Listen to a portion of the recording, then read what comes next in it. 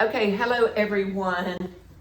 This is Valerie Stern, Dr. Julia Hunter, and we're still on the mold, multiple chemical sensitivity, knowledge is power videos, because this is increasingly, I see it as a dermatologist. All the time, see it, yes. And also because we're knowledgeable about it.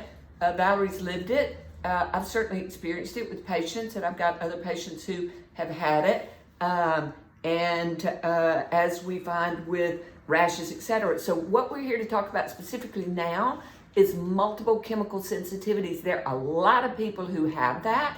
They go to allergists, they find nothing, and they'll say to them, oh, your allergy test was negative. So Valerie's going to talk about, and this is a critical issue because it's what's called off-gassing, okay? And Valerie's going to explain to you what off-gassing is, how it affects people who maybe they have the mold gene, maybe they can't detoxify, and they're more sensitive. Right. And so explain to them what off-gassing is and how it manifests itself in all the different ways that you experience it. Sure.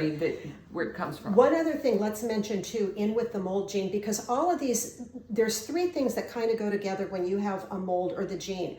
You have the mold gene, of course, so you have this sort of toxic behavior with the mold itself.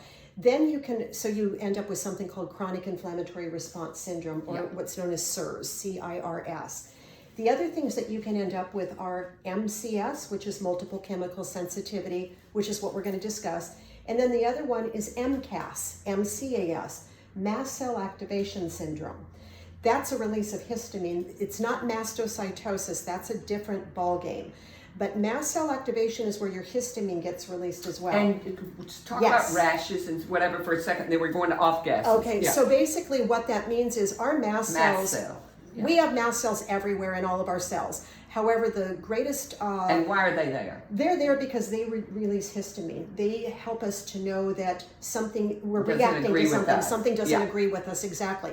So if we touch something or smell something or come in contact with something, they are there to form a hive or to cause our stomach to become sick or irritable bowel. Irritable bowel, exactly. To tell us we've got eating foods, hemorrhoids, things like that. Absolutely. Yeah. And we see it dermatologically with people who have these nebulous rashes that we can't figure out what they are. And sadly, in many cases, they just get thrown a tube of hydrocortisone cream over and over and over, or maybe something that's not hydrocortisone to kind of lessen the effects of hydrocortisone. But they're never getting to the root of the actual problem. They itch. Exactly. So looking at mast cells is a huge situational factor that should be taken into account and needs to be considered as well. Your skin and your GI tract are the two areas where you have the majority of your mast cells. And what do you do about to treat mast cell? Antioxidants help, correct? Antioxidants help, exactly. Antihistamines. Antihistamines. The sedating antihistamines best. Absolutely. Sadly, I'm an mast cell and a multiple chemical person. So yes, you have to take them at nighttime, especially if you want to stay clear in the morning. And then like Allegra during the day. The H1s, which are like your Allegras, your Claritins and whatnot, and then your H2, which is Pepcid and so forth.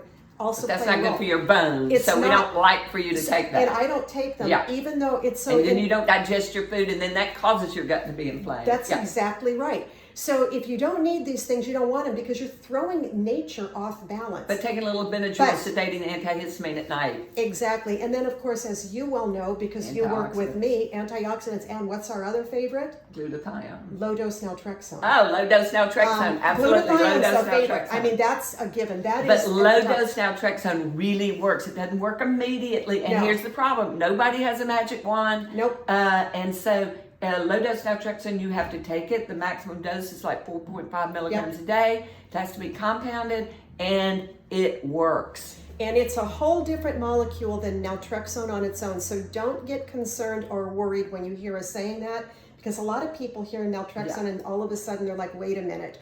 No, not at all. I'm from experience. I haven't good for eczema as well. Yeah, my eczema, my mast cell has been quiet since I began low-dose naltrexone. Okay, so let's go to off-gassing. Okay. There's a little aside. Off-gassing, what off-gassing is it's where you are in a situation where you smell the carpeting, you smell the new paint on the walls, somebody has just built something or whatever it is, but there's an off-gassing, a new car, that new car smell that everybody loves, I cannot be around it. It will kill me. Paint, carpet, rugs, chemicals that people come in and clean, which is Yes. why you should monitor what they clean your house with.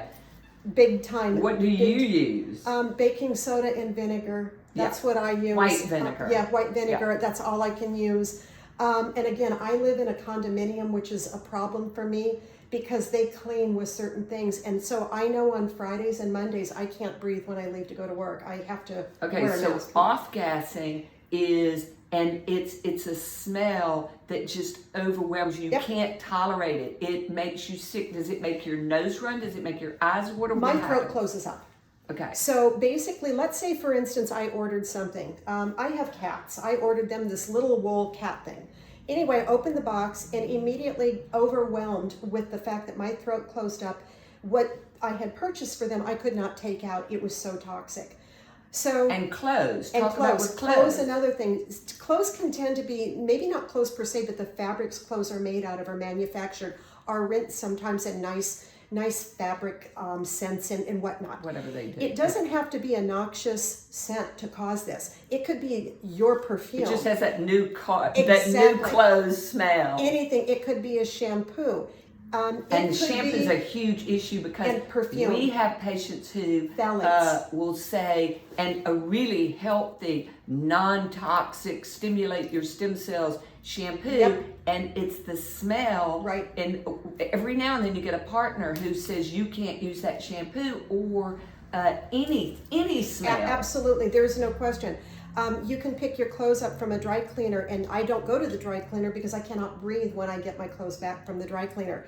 So if I do use a dry cleaner, I have to go to a non-toxic organic cleaner that doesn't use any of these solvents that they usually use to clean with. But off-gassing, as Dr. Hunter was mentioning, it can be anything. It could be paint on the wall. It could be a brand new shirt that you're putting on for the first time. It could be a new car. It could be a wallet. Somebody buys you a wallet for a gift and you're like, anything that smells new. It just has that characteristic. There are dentists who have it because they're dealing with a lot of things as well. And absolutely. Their eyes water, they itch. They've got, all right, what do you do about it, which is what people care about. So so multiple chemical sensitivity is very difficult to treat. First off, you're going to possibly, I was told I was crazy, I don't know how many times. It was all in my head that I'm making it up. I'm an attention seeker. Whatever. I wish that were the case because then I could at least get psychiatric help and cure it. But the bottom line is I don't have to see this to know that it's happening. I can be sitting at home and smell it in the hallway and my throat starts closing down and I have no control over it. Cigarettes cause me to go into this as well. Gardeners and their exhaust and things of that sort. What do? I take low-dose naltrexone. There's also something called ketotifen, which in the United States has to be a compounded medication. It's in eye drops here in the United States known as Zatador, I believe, Zatador eye drops. But as an oral supplement, that's another one that tends to work for individuals that glutathione, antioxidants, and major antioxidants, and glutathione being the vitamin C, huge. R-lipoic, curcumin. All those things that prevent mast cell activation as much as possible. Exactly. And then just removing yourself. Sadly, removing yourself. I don't go to parties. People invite me out to dinner. I don't go. I can't go. But there are people who, have this. There's all different degrees of it. I have it badly. I can go. Don't get me wrong. You can go. But you may need to take medication or have it handy. If I have to be somewhere like at work or whatnot, and I run into a fragrance or something that I can't tolerate, I have certain things that I do for myself. And wearing a mask helps. Wearing a mask helps, absolutely. And then the glutathione is huge. It makes a big difference. I will take that, and that helps me out a great deal also.